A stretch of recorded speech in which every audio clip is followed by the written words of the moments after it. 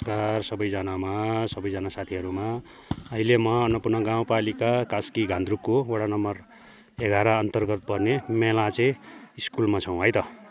तालबराई मन्दिर उताको चाहिँ हैन, यो हो तालबराई मन्दिर हो भनेदेखि यसरी आएर यतापट्टि चाहिँ तालबराई स्कुल र आज केटाहरू चाहिँ भलिबल पनि खेल्दै हुनुहुन्छ हैन, तालबराई स्कुलमा र ग्राउन्डमा।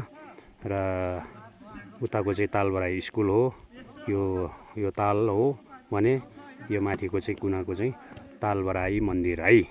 तालबराई मन्दिरले सबैको रक्षा गरून्। र मलाई एउटा भन्न मन लाग्यो, पहिला म यो यसरी आएर यहाँनिर चाहिँ मैले सानो छँदा पढेको याद आयो।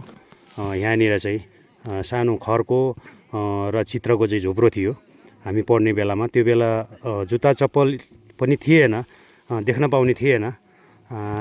अहिले चाहिँ त्यो बेला चाहिँ त्यो झुप्रोमा चाहिँ पढ्थ्यौँ र ठुलो पानी पऱ्यो भनेदेखि सरहरूले चाहिँ टिचरहरूले चाहिँ हामीलाई बिदा छुट्टी दिन्थ्यो, किनभने पानी चुहेर है साथीहरू। सबै पानी चुहेर स्कुलमा टेबलतिर पढ्नलाई चाहिँ किताब कपी चाहिँ रुज्ने भएको हुनाले, नाजुक अवस्था भएको हुनाले छुट्टी गरिदिन्थ्यो हैन।